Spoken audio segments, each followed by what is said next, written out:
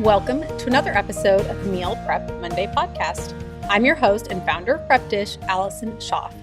In today's episode, I am discussing fat. I'm continuing on my little mini series following the book Salt, Fat, Acid, Heat. And last week I did an episode on salt. If you didn't catch that, you can go back and listen in.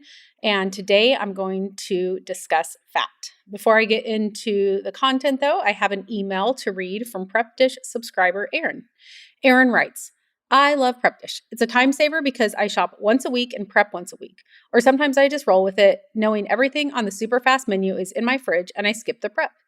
And spend less than 30 minutes each night preparing dinner. It helps me stay within my budget because meals are planned to use up all of the items I buy that week, like fresh herbs or extra celery.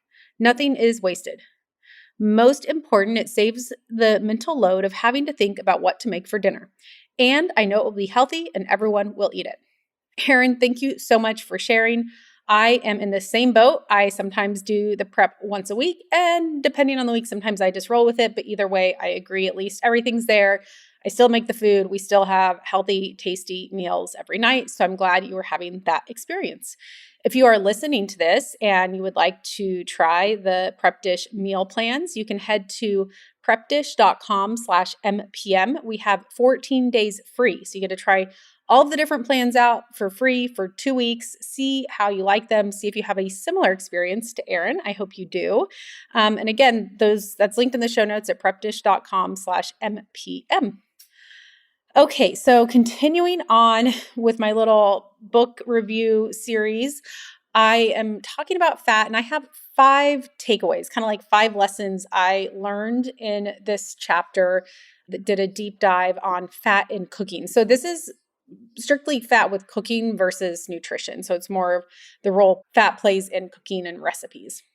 So number 1 is fat as a flavor carrier. So fat has a really important role in making sure flavors come through in your food. So just think of like infusing your olive oil or even, cooking garlic in olive oil. It really helps to enhance that flavor and kind of develop it and make it be more full. So there's, whether you're using olive oil or butter, whatever it is, it just really helps the flavor carry through. Even think through to like fattier cuts of meat. There's more, not just flavor inherent to the meat itself, but it carries through any flavoring or seasoning that you add in a much more rich way. Okay, number 2 lesson is that fat is a texture creator. So one obvious is, fried foods and crispy foods come from fat, right? You can't really make a crispy fried food without that. But there's so many other places where the texture really relies on the fat. So even when you think of roasting, so I've roasted a lot of vegetables in my day, both as a personal chef and, in my household now as a mom. And the fat makes a big difference. So roasting sweet potatoes, if you go really light on the olive oil or whatever fat you're using, they're not as good. That is the key to really tasty roasted sweet potatoes, is to make sure it's a little bit of a generous glug of olive oil there. There is a balance. You don't want to do too much. It can make it kind of soggy.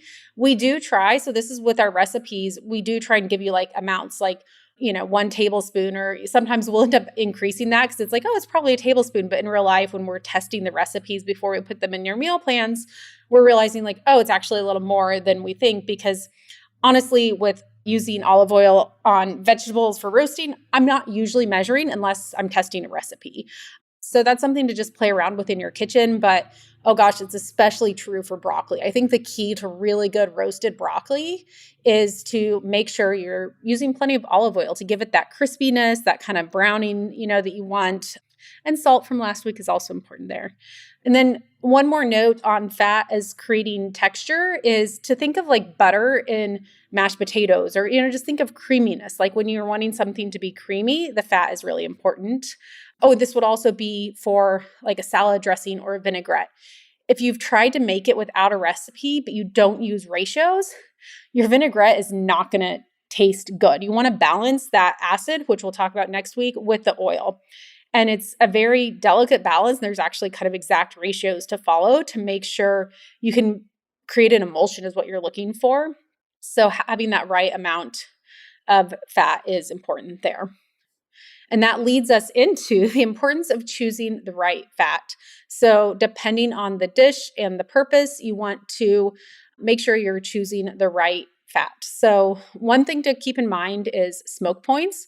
So for example, cold pressed olive oil is going to have a lower smoking point than avocado oil, meaning avocado oil can get to a higher temperature before it starts smoking. Once an oil or any fat starts smoking, it's one is going to taste really bad, and two, that's actually bad for your health. So you don't want the fat you're using to reach a smoking point. Butter also has a lower smoking point than clarified butter. So that would be a reason to use clarified butter or ghee, is because it does have a higher smoke point. So something else to keep in mind, you also want to think about the flavor that it's going to impart. Sometimes you want that nice buttery taste, other times you don't. So keep that in mind. I also have a different olive oil that I use for cooking than what I use for my salad dressings. I have a new olive oil that I'm using. I might actually do an interview on this in the future, but I'm using Casandrinos olive oil. I think I have a discount code for you. We just started kind of working with them, and this is not a sponsored episode, but I'll include the discount in the show notes if I have that when we air this episode.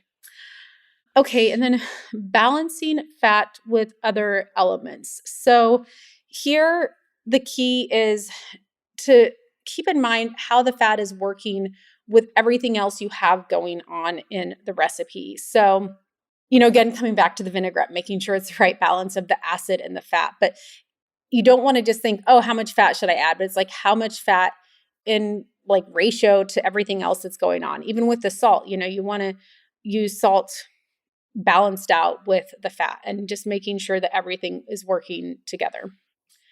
And then number 5 lesson is to experiment with fat in your cooking. So an example here, I've been reading this book. It's been really fun because I think on the salt one I mentioned now, I am really pushing myself to salt my proteins further in advance than I was doing. I had gotten out of the habit of doing this. I was just seasoning a lot of times my meat like at meal times. I've really tried the night before to season my meat for the next day.